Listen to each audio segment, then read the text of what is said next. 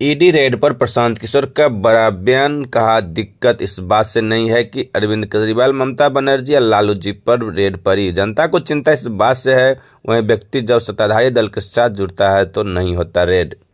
दिल्ली शराब घोटाला मामले में एक बार फिर प्रवर्तन निदेशालय ने दिल्ली के मुख्यमंत्री केजरीवाल को समन जारी करते हुए पूछताछ के लिए बुलाया है। हाल के दिनों में ईडी की कार्रवाई को लेकर पत्रकार ने बेगूसराय में जनसुराज के सूत्रधार प्रशांत किशोर से सवाल पूछा। इस पर प्रशांत किशोर ने कहा कि जिन नेताओं पर, दलों पर ईडी का, सीबीआई का या अन्य सरकारी संस्थानों की रेड पड़ी है, समान तौर पर देश के स्तर पर बात होती है तो जो सत्ता में होते हैं उसको सही बताते हैं और जो विपक्ष में होते हैं उसको गलत।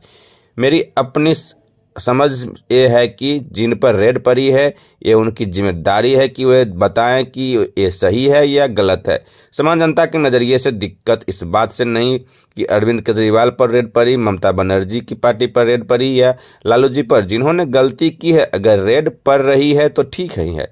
जनता को इस बात से चिंता होती है कि वह व्यक्ति जब सत्ताधारी दल के साथ जुड़ जाता है तो उस पर रेड होना बंद हो जाता है। जिसने भी गलती की है उस पर रेड पड़ने के साथ कार्रवाई भी होनी चाहिए। सिर्फ यह नहीं होना चाहिए कि वो विपक्ष में है तो आप उस पर रेड डाल रहे हैं और वही आदमी या उसके साथ ही सत्ता पक्ष में है तो आप उसे छोड़ रहे हैं। जनता के नज़रिए से जब तक कानून समान रूप से सत्ता और विपक्ष दोनों तरफ के नेताओं पर काम करे तो इसमें दिक्कत नहीं है। अगर आपने गलती की है तो रेड होगा। लालू जी पर रेड होना नई बात नहीं है। 25 साल पहले चारा घोटाला हुआ, न्यायालय ने जांच कर प्रक्रिया पूरी कर सुनाया फैसला। जिसके गलती की उस पर हो रेड। प्रशांत किशोर ने कहा चरियापुर प्रखंड व्यवस्था के दौरान आरजेडी पार्टी के बात करें तो लालू जी पर रेड होना कोई नई बात नहीं है। 25 वर्ष पहले पशुपालन घोटाला हुआ, हर तरह की सरकार केंद्र में बिहार में रही, हर स्तर पर न्यायालय ने जांच कर प्रक्रिया पूरी कर फैसला सुनाया। तो आप ये नहीं कह सकते हैं कि कोई प्रमाण नहीं है, कोई गलती नहीं हुई। अगर आरजेडी के लोगों ने गलती की है, उन पर रेड हो रही है, तो बीजेपी के लोग भी अगर गलती कर रहे हैं तो उन्हें छूट नहीं मिलनी चाहिए। बात होती है कि जो सत्ता में होता है उसको सही बताता है, जो विपक्ष में होता है वो उसको गलत बताता है। मेरी अपनी समझ ये है, मैंने पहले भी इस पर टिप्पणी की है, जिन पर रेड पड़ रहा है ये उनकी जिम्मेवारी है कि वो बताएं कि वो सही है कि गलत है। सामान्य जनता के नजरिए से दिक्कत इस बात से नहीं है कि अरविंद केजरीवाल पर रेड पड़ा, कि ममता बनर्जी की पार्टी पर रेड पड़ा, कि लालू जी पर रेड पड़ा। जिन्होंने गलती करी है अगर रेड पड़ रहा है तो वो सब ठीक ही है। जनता को चिंता इस बात से होती है और सबको होनी भी चाहिए कि वही व्यक्ति जब सत्ताधारी दल के साथ जुड़ जाता है तो उस पर रेड होना बंद हो जाएगा।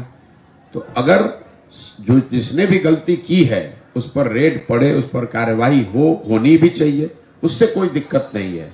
सिर्फ ये नहीं होना चाहिए कि जो विपक्ष में है उस पर आप रेड डाल रहे हैं और वही आदमी या उसके साथी उसी गलती में अगर सत्ता पक्ष में है तो आप उसको छोड़ रहे हैं।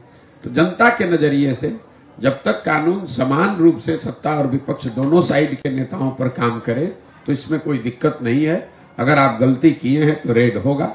अब आरजेडी जो पार्टी है, लालू जी को रेड होने की बात नहीं है। आज कोई कहता है कि उन पर वेंडेटा हो रहा है तो ये तो गलत बात है। 25 बरस पहले पशुपालन घोटाला हुआ, हर तरह की सरकार केंद्र में, बिहार में रही, हर स्तर पर न्यायालयों ने उस पूरी चीज का जांच किया, उसकी प्रक्रिया चली, उसके बाद उनको कन्विक्ट किया गया है।